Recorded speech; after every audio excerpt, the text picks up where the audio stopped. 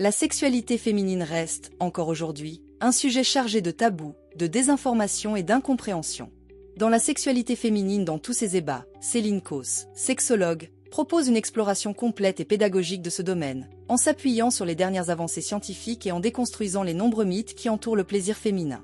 Ce livre, à la fois informatif et accessible, se veut un guide pour toutes les femmes et pour les hommes qui souhaitent mieux comprendre la sexualité féminine. Il couvre des sujets variés, allant de l'anatomie du plaisir à l'évolution du désir dans le couple, en passant par l'impact des hormones et de la culture sur la libido.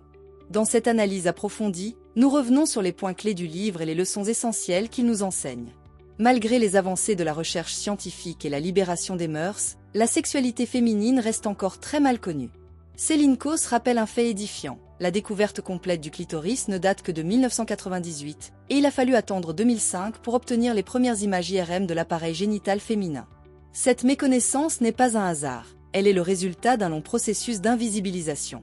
Pendant des siècles, la sexualité féminine a été étudiée uniquement sous l'angle de la reproduction.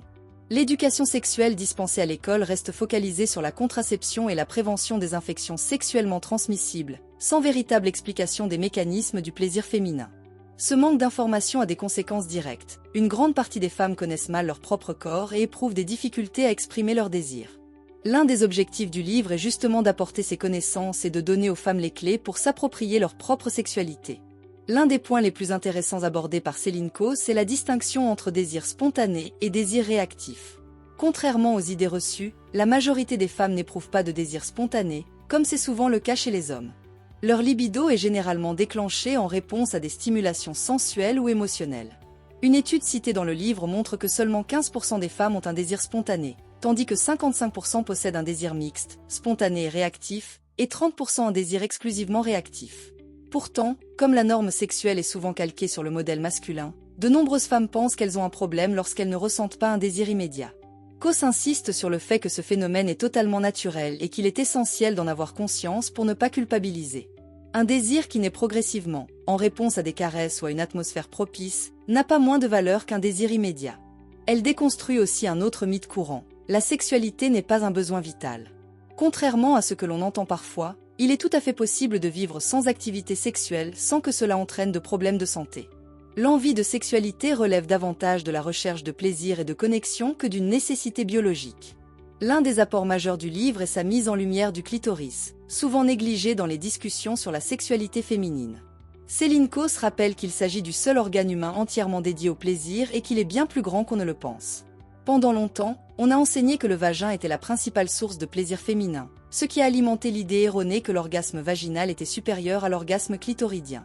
Or, les recherches montrent que le clitoris est impliqué dans la quasi-totalité des orgasmes féminins, qu'ils soient stimulés directement ou indirectement. L'autrice revient également sur la redécouverte du point G, qui pourrait être, en réalité, une zone de stimulation interne du clitoris plutôt qu'un organe distinct. Elle souligne aussi que chaque femme est différente et que l'exploration de son propre corps est essentielle pour mieux comprendre ce qui lui procure du plaisir.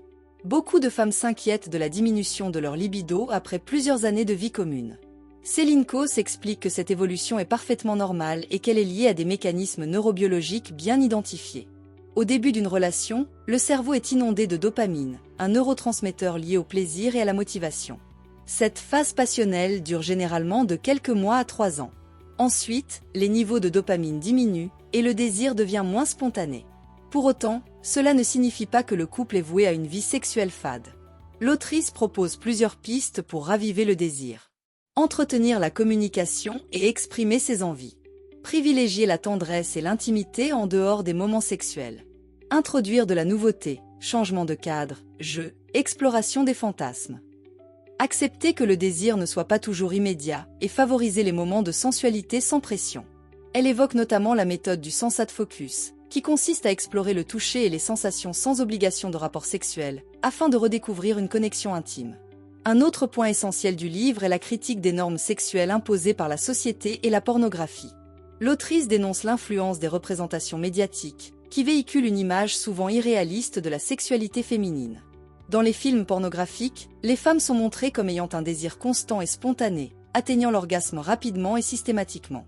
Or, dans la réalité, le désir est fluctuant et influencé par de nombreux facteurs émotionnels, psychologiques et physiologiques. L'un des dangers de la pornographie est qu'elle pousse à la performance et à la comparaison, ce qui peut entraîner des complexes et des blocages. Céline Kos rappelle que chaque femme doit se réapproprier sa sexualité en fonction de ses propres désirs et ressentis, sans chercher à correspondre à une norme extérieure. En filigrane, le message du livre est clair, il n'existe pas de sexualité normale. Chaque femme doit explorer son propre rapport au désir et au plaisir, sans se laisser enfermer par les injonctions sociétales. Certaines femmes ont une sexualité très active et épanouie, d'autres ressentent moins souvent de désir et tout cela est parfaitement valide tant que l'on est en accord avec soi-même. L'autrice encourage les femmes à oser parler de sexualité dans leur couple, à exprimer leurs besoins. La clé d'une sexualité épanouie réside dans la connaissance de soi, la communication et l'acceptation de ses envies propres. Avec la sexualité féminine dans tous ses ébats, Céline Kos signe un ouvrage indispensable qui mêle science, pédagogie et réflexion féministe. En offrant des clés de compréhension sur le désir, le plaisir et les blocages liés à la sexualité, elle permet aux femmes de se réapproprier un sujet encore trop souvent mal compris. Un livre à mettre entre toutes les mains, des femmes en quête d'information comme des hommes désireux de mieux comprendre la sexualité féminine. Bien que l'ouvrage se veuille accessible au grand public, il aurait gagné à approfondir certains aspects liés aux différences culturelles, aux identités de genre et aux expériences des femmes ayant un rapport plus atypique à la sexualité. Malgré ses limites, il reste un excellent point de départ pour une meilleure compréhension du plaisir féminin. Cela dit, ne soyez pas comme une éponge, lisez ce livre avec un esprit critique. S'il apporte de précieuses connaissances et aide à déconstruire de nombreux mythes, il est important de le confronter à d'autres sources, d'autres expériences et d'autres perspectives. La sexualité est un sujet complexe et profondément individuel. Aucun livre, aussi riche soit-il, ne peut en offrir une vision totalement exhaustive.